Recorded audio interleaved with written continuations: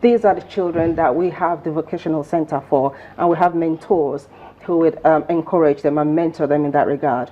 Now, within the OI village as well, we hope to have what we call the Grace Isede Center. That's named after the late wife of the late Obi himself.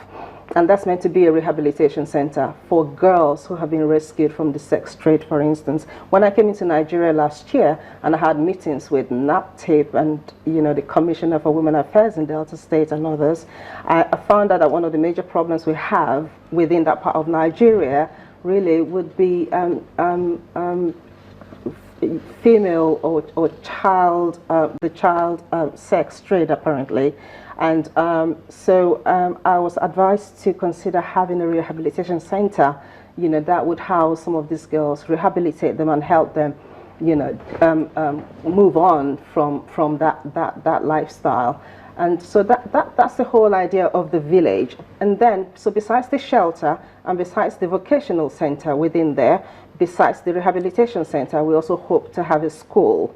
Okay, so the whole idea is to provide shelter, provide education to these children, and just make them feel like this is home, you can do better here, and then you're educated here, and hopefully in the next 10, 20 years, we have the same children recycle their talents and help their siblings from the village. So that's the whole idea. And the ORF village will be in...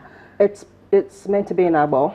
Okay. Because that's where I come from, yeah. And obviously it's in honor of the late Obi Ikenchukwu of Agbo. And charity begins at home. Charity begins at home, indeed, yes. Okay. Yes. I'm not going to ask you what other plans you have ahead of this one, because this looks like a major one for you, and it's like the launch part. But when exactly are you kicking off with this?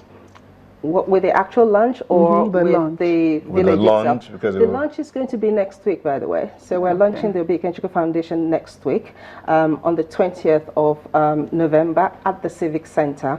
So it's a two-part event. We're going to have the morning session. The morning session is going to be a very interesting one. That's free to the public, quite open, and that's going to be the debut seminar. So we're going to have our debut seminar, and the theme for the event is empowering the orphan child and victims of violence, especially, I keep saying that, especially the underage abused girl. Okay, so that's the theme of the event. So in the morning session, we have 3 speakers. We're going to have our very own Efani Koko, who's going to be coming in from England, and he's going to be talking on sport and the child. We're going to have a colleague of mine from London. Her name is Maminda Mangat. Maminda is going to be talking on child rights law, the UK perspective of it.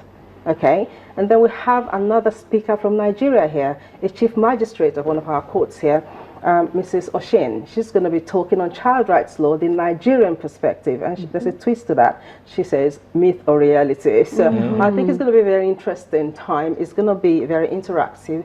We're going to have a panel set up after the speakers have done their talking and enlightening us on what, you know, the child rights really is all about within the UK and Nigeria. We would have a panel, and people will have the opportunity to be able to ask questions and get to know a bit more about the orphan child and their plight and the way we think, you know, and the things that make us happy, the things that make us sad, the things that make us different from other children. Okay, so this is happening in the morning? In the morning. On the 20th of November? On the 20th of November, and it's open to the public. And then in the evening? In the evening, we have the dinner.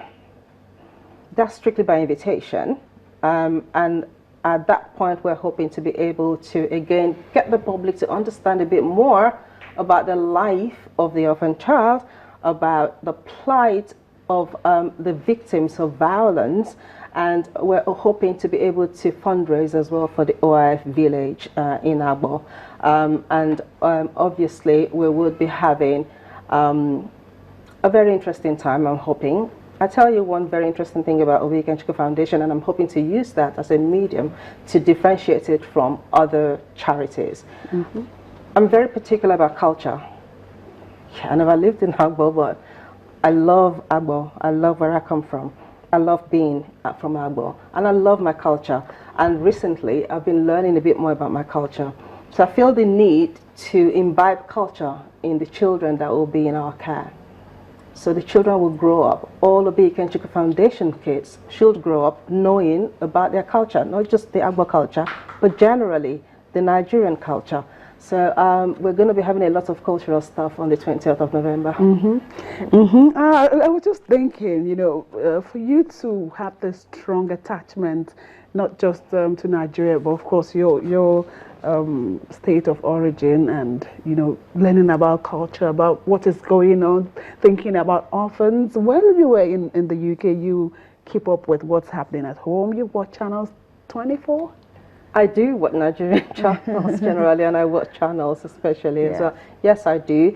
I'm very much, you know, in contact with everyone, you know, here on daily basis. Basically, I was always calling, and so yeah, I do keep myself abreast of what is going on. I'm Nigerian, you know, first of all, so yeah, definitely. So I don't joke with my country. I'm here now. I intend to make a difference. I hope, you know, I get the support of my people in doing that, in achieving that. Most importantly, I hope that in the next 10 years, in the next 20 years, we see children from the Obi Ikenchukwu Foundation making an impact, okay, in our country, in our society, in their immediate environment. That would be, for me, that would be it. It would be worth it. It would have been worth my coming back to Nigeria. That's the fulfillment, and I think the reward I'll get from that. Yeah, that would be very, very nice. And you know, we wish you all the best in all of this. And for whether the orphans or the girl that is being abused somehow, we know that all of these things with foundations like this should be able to be reduced to the barest minimum. Thank you so much for coming on this morning. We've been having a chat with the founder of OIF, which is the Obi Ikenchukwu Foundation. She is Genevieve Ikenchukwu. Thank you for coming on. Thank you for having me. I hope you're more comfortable now.